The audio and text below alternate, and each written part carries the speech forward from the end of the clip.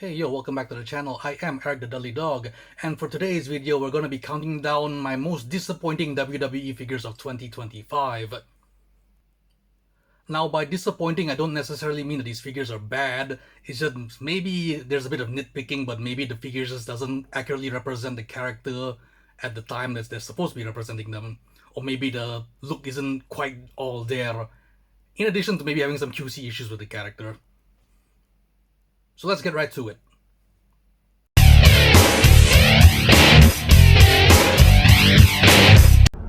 And starting off at the bottom, it's the Monday Night Wars Series 8 Michael Cole Build-A-Figure. Probably the main complaint about this figure is the head sculpt doesn't match. It doesn't even look, it's supposed to be young Michael Cole, but doesn't really even look like him. So yeah, bad likeness. And I think for most of us that want a Michael Cole in our collection, we want a modern day one, not the young, inexperienced one. In hindsight, I probably should have put him below Ted DiBiase in my best Build-A-Figure list. Oh well. Next.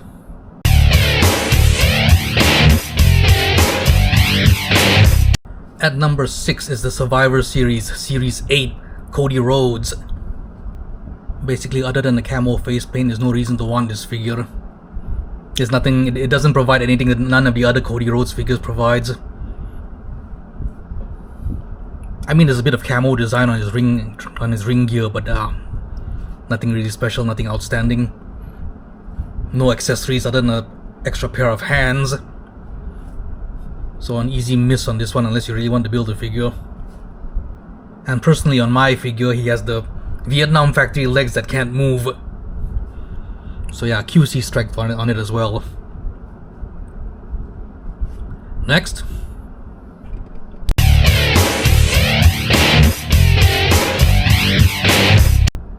At number 5 is the Elite Top Picks 2025 CM Punk.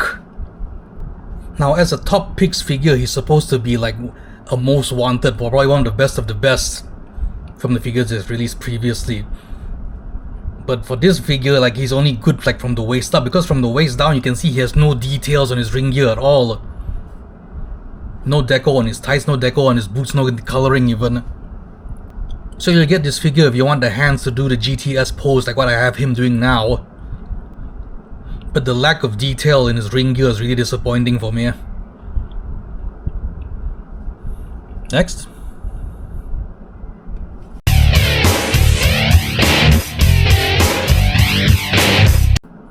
At number 4 is the Monday Night Wars Ken Shamrock. Honestly, this is a good figure with one very big glaring detail. If you can see his boots, Ken Shamrock never wore short boots. He was always wearing the boots with the kick pads, and the kick pads always reach all the way up to his knee pads, completely covering his shins. They got it right with the previous Elites they've released of him, but why they reverted to this very bad likeness in leg wear is beyond me. Anyway, here's hoping for a Monday Night War Ultimate Edition of Shamrock where they can fix everything and give him the character he deserves.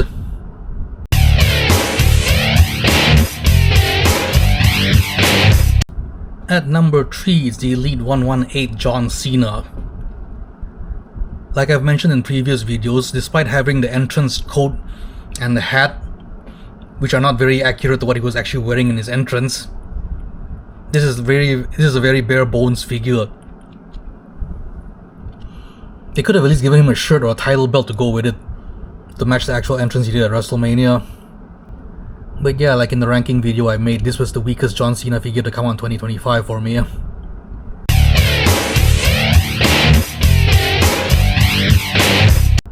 At number 2 is the Royal Rumble Elite LA Knight. Yeah! Now LA Knight has a history of bad figures, bad likenesses with his figures, and this is just another one in a long line of them.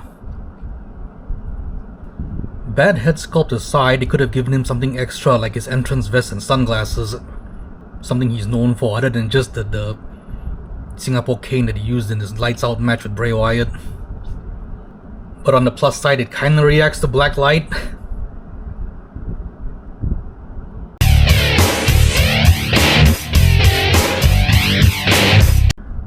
And my number one most disappointing WWE figure of 2025 is the Ultimate Edition Solo Sikoa. Like I've mentioned previously, for me the Ultimate Edition should be the definitive edition of a character. And while this Solo Sikoa does look good, upon closer inspection there's a lot wrong with his attire. In this case, his shorts should be longer and his kick pads should be covering his shins like the Ken Shamrock one earlier should have also been. Even his elite figures haven't gotten the formula right if I'm not mistaken. And we might not ever get another Solo Sikoa Ultimate Edition figure. So for most of us, we're gonna be stuck with this one as a placeholder until we can figure out a way to fix the legs ourselves, most likely. So yeah, that's my number one most disappointing WWE figure of the year of 2025. Ultimate Edition Solo Sikoa. And there you have it. The most disappointing WWE figures I purchased in 2025. On the plus side, since I'm more selective of the figures I buy, at least I don't have a top 10.